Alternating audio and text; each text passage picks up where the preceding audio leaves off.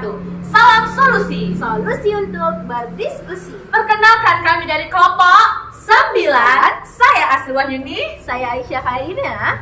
Kali ini kami akan berbincang tentang seputaran hambatan berdiskusi. Saya mau nanya nih, kamu sering nggak sih kalau ngomong gitu di depan suka terbata-bata gitu, grogi? Kalau saya sering, apalagi kita nih sering presentasi depan kelas kan, berdiskusi depan kelas, itu rasanya kayak jantung itu kayak Deg-degan. iya, tangan langsung dingin, kayak grogi Panas gitu. dingin di dalam ya kan. Ngomong-ngomong, kita di dalam aja lanjutin pembicaraan Oh, ya. iya boleh. Lebih enak. Oke. Minum dulu sambil minum ya. Makasih ya. Wah, enak kali di sini loh. Kurangnya ini teh manis nih, ya kan? Iya. Kalau ada gula kan. By the way, tadi kita bahas ini kan Ya, tentang grogi di depan diskusi ya kan. Itu gimana ya? Saya sering kali loh seperti itu.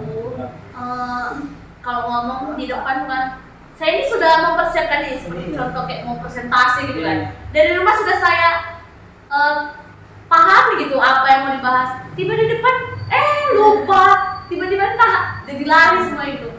Kayak grogi gitu kan. Kamu itu juga nggak sih?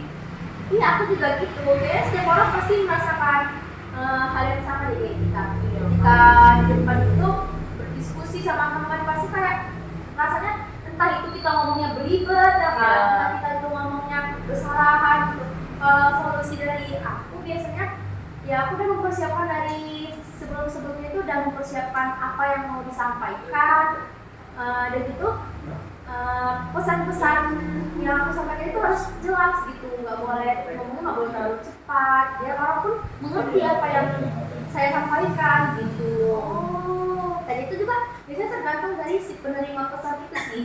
Penerima pesan itu paham atau enggak yang kita bicarakan. Jadi harus sama-sama balance gitu sih. Yang bicara, misalnya saya nih mau diskusi sama kamu kan, saya harus ngomongnya harus yang jelas supaya kamu juga paham gitu. Harus pelan-pelan. Iya, pelan-pelan. Kadang saya juga kelepasan gitu kalau udah cerita udah enak, pasti ngomongnya cepet-cepet sampai kesalahan. Saking semangat ya, semuanya mau nyampein sesuatu ya kan.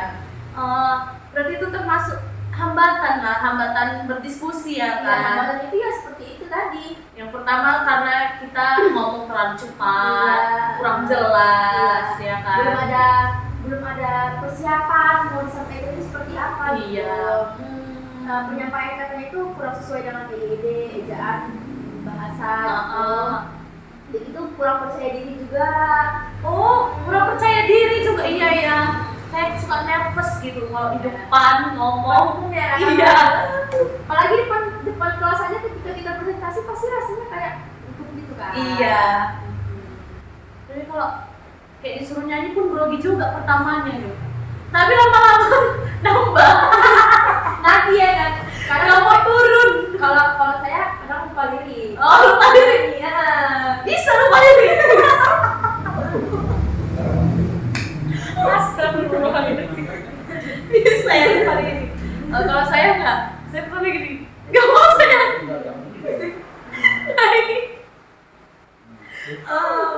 Dari itu tadi lah solusinya tadi ya, ngomongnya jangan cepat-cepat. Nah, kebanyakan orang nih kan, dia cara mengatasin lupa kalau lagi presentasi itu gimana ya?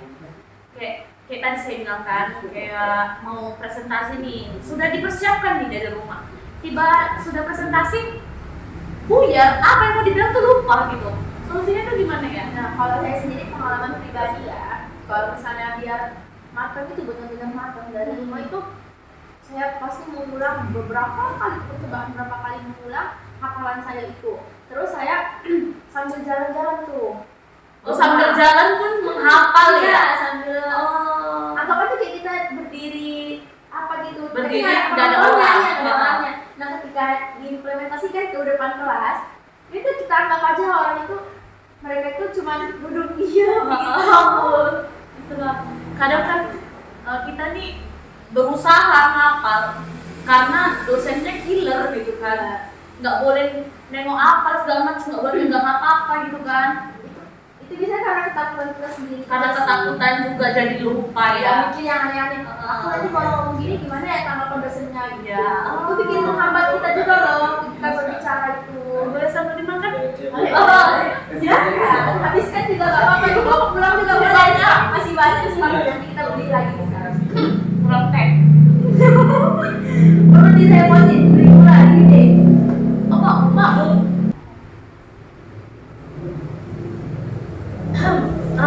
Ngomong-ngomong, kamu pernah kan pengalaman jumpa sama pacar lu pertama kali? Gimana sih, kamu grogi nggak gitu?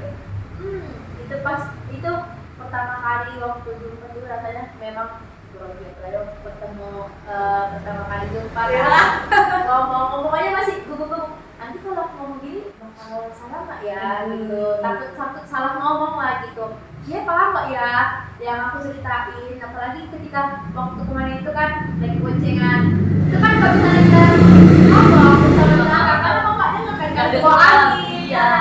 Makanya takutnya kalau misalnya ngomong nanti dikhawatirkan dia nggak dengar, jadi Atau salah dengar bahaya. Iya, quote suara nanti dikira kita Berantem. salah Serba salah ya. pasti grogi juga sih. Jadi waktu pertama kali bagusnya kalau ngomong ini komunikasi di dalam ya kan. iya, Ngomong biar lebih kayak jelas. gini. Bukan harus marah-marah juga. Ya.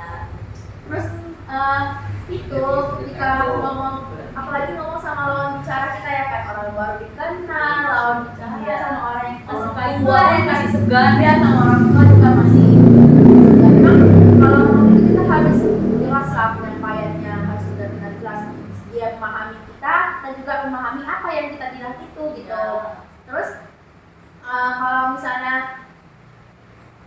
Hambatan berdiskusi, hambatan berkomunikasi itu kan kayak ada emosi, iya, marah.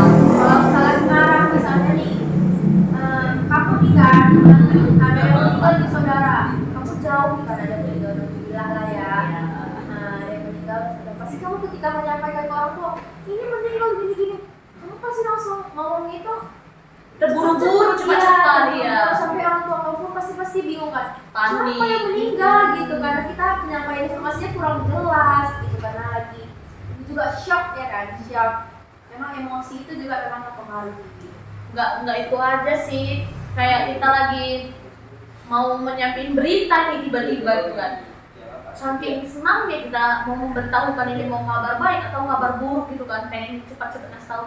Itu kayak suka ini kan, terburu-buru, terbelit-belit gitu kan, jadi Bingung mau nyampein bingung kadang orang sampai terkejut gitu kan, kaget kenapa sih Iya. gitu kan, apa ya ini terus kayak gini dah. Nah iya, kalau menurut aku ya, mengatasi hambatan dalam berkomunikasi itu kita bisa dengan memberikan umpan balik. Misalnya kamu umpan balik itu misalnya gini, kamu nih lagi presentasi nih kan depan kelas, kamu bisa nanya teman-teman paham nggak yang aku sampaikan, atau kayak gini kita ngomong nih, aku cerita sama kamu gini, kamu paham nggak yang aku sampaikan? Jangan pula udah kita panjang lebar nggak paham ya, sampai kita ya capek diam diulang. aja, iya rupanya di akhir tanya Sakit hati. kalau ada panjang cerita saya nggak paham, umpan balik itu juga perlu penting. Iya. Berarti solusinya tadi umpan balik, ya kan, menanyakan, terus percaya diri, terus ngomongnya harus pelan-pelan, jangan terburu-buru ya, kayak Emosinya jelas. juga harus stabil gitu. Dan itu jangan di tempat bising. Misalnya nih kita cerita di tempat bising, apa yang aku sampaikan pasti kamu kurang jelas gitu kan Ya, sesuaikan lah ya, misalnya kita lagi ngobrol, tiba-tiba kayak ada tukang gitu kan di belakang, Iya. betulin tok Pasti nggak kedengaran ya kan? apa sih jadinya Iya. kan? Jadi kita kayak geram sendiri. Gitu-gitu ya kan pasti kan. Akhirnya kamu pun, ini kayak peka gitu ya. Udah tunggu dulu, wah itu siap numpang baru Ya, pindah lagi gitu kan, cari tempat bisa sepi. cari tempat. Hambatannya itu tadi ada banyak juga nih hambatannya. Yang pertama karena lingkungan, fisik, gitu ya, Ketakutan, ketakutan, emosi. kurang percaya diri. Nah solusinya itu tadi yang kita bahas tadi. Iya. Solusinya harus percaya diri. Apa lagi tadi, faktor lingkungan semuanya juga harus jangan yang berisik, harus tenang. Penyampaiannya harus jelas. Oh, jadi itu tadi lah ya kan bincang-bincang kita seputaran apa? Hambatan berkomunikasi. Nah, terus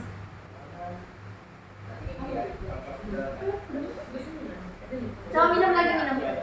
coba.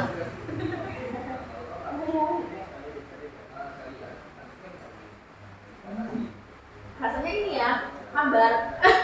Air putih. Nah, ini bukan air putih. Air mineral. Air bening. Air putih itu susu, Mbak. Oh iya, nah itu tadi ya. Salah pengucapan Iya. juga beda arti. Beda arti itu tadi dia. Memang harus disusun kata-kata itu harus yang bagus, Yang yang pas, jelas yang, gitu. yang orang paham lah Iya, ya. kamu paham, aku paham. Jangan kayak bahasa daerah pun ya kan. Iya, Wah, itu mempengaruhi itu bahasa daerah. saya orang Jawa, kamu orang Melayu. Kamu ngomong Melayu, saya ya udah ngerti. Saya juga paham bahasa Jawa. Oh, gitu. Nah, kita di bahasa juga ya.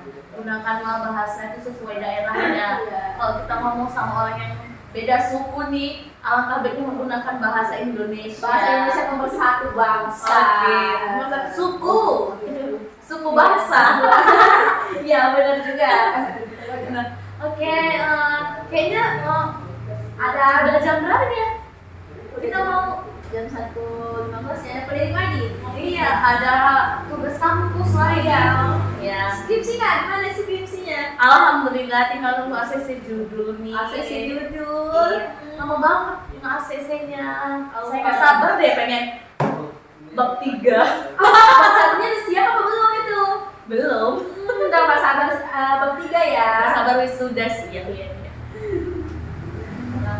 Oke, demikianlah bincang-bincang kita tentang hambatan berkomunikasi. Saya Asri Wahyuni. Saya Aisyah Kairina. Kami mohon pamit undur diri. Wassalamualaikum